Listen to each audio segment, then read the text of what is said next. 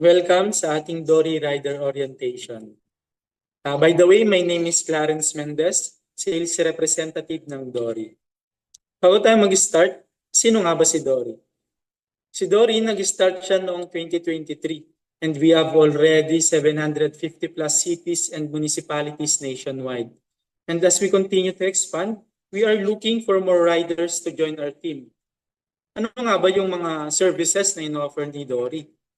Yung mga services na in-offer niya, meron tayong food and non-food delivery, pabili pasabay, and soon magkakaroon na rin tayo ng logistics natin.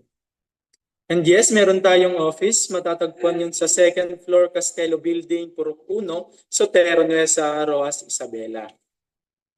And yes, complete papers din tayo and registered din tayo sa SEC. Pwede kong iwan yung link sa baba para ma-check ninyo. I-search lamang ninyo Dory PH Inc.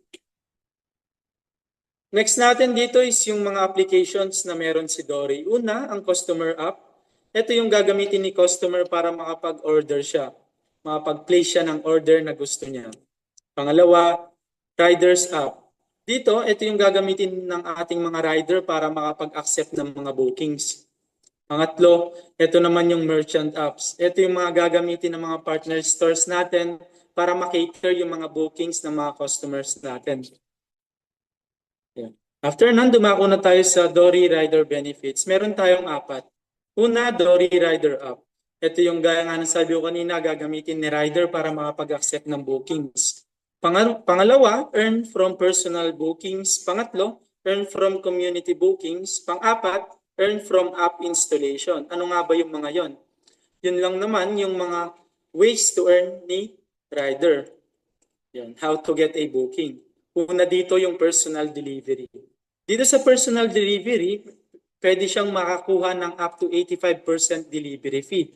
Every accept niya ng booking at successful delivery niya yun, meron siyang up to 85% delivery fee.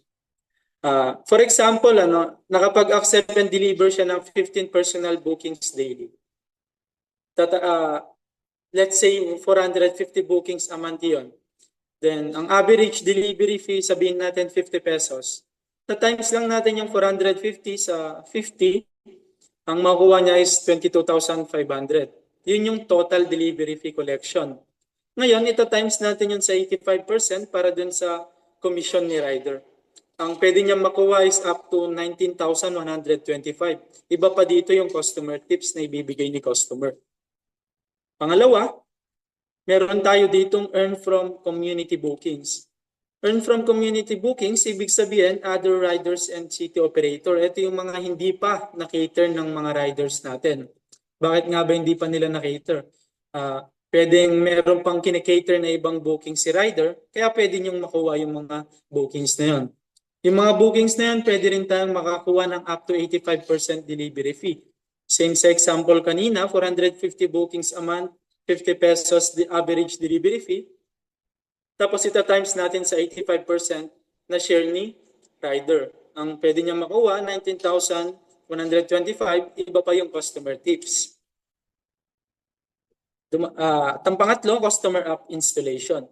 Pwede kang kumita ng app 5 pesos bawat napa-install mo na customer. Then every order niya may makukuha kang 5 pesos. For example, may napa-install kang 5,000 nationwide, individual, 5,000 individual nationwide. Tapos nag-order lahat iyon. Ngayon, meron kang makukuha na tagpa 5 pesos sa kanilang lahat. Ita times natin yun sa 5. Ang pwede mong makuha, 25,000. Mapupunta lahat yan kay rider. Ngayon, dumako na tayo sa order flow. Una, mag-book si customer ng order niya. Then kapag nakapag-book na siya or nakapag-order na siya, i-cater na ngayon ni rider. Magpapakita yan sa rider's application. Ngayon, dediretso siya kay merchant natin. Then babayaran muna ni rider yung in-order ni customer. Then kung ano man yung ibabayad, ilan yung idadagdag ni customer, yun na yung magiging on-hand money ni rider. Kung mapapansin nyo, meron tayo ditong mga paalala. Kailangang may top up si rider. Kailangan may top up si rider ng at least 100 pesos para makapag-accept siya ng booking.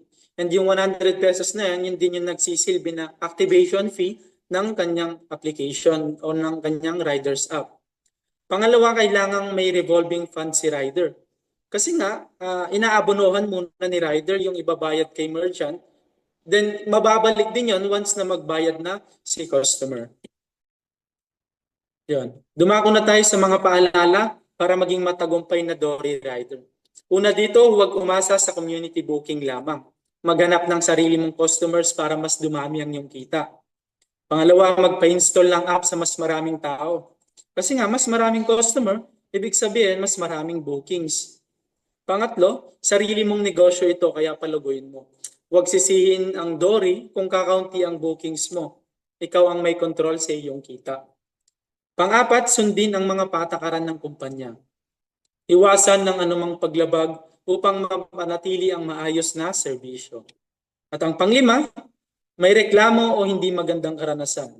Makipag-ugnayan sa aming opisina, huwag i-post sa social media upang maiwasan ang posibleng pag-terminate ng inyong account at pagmultahin.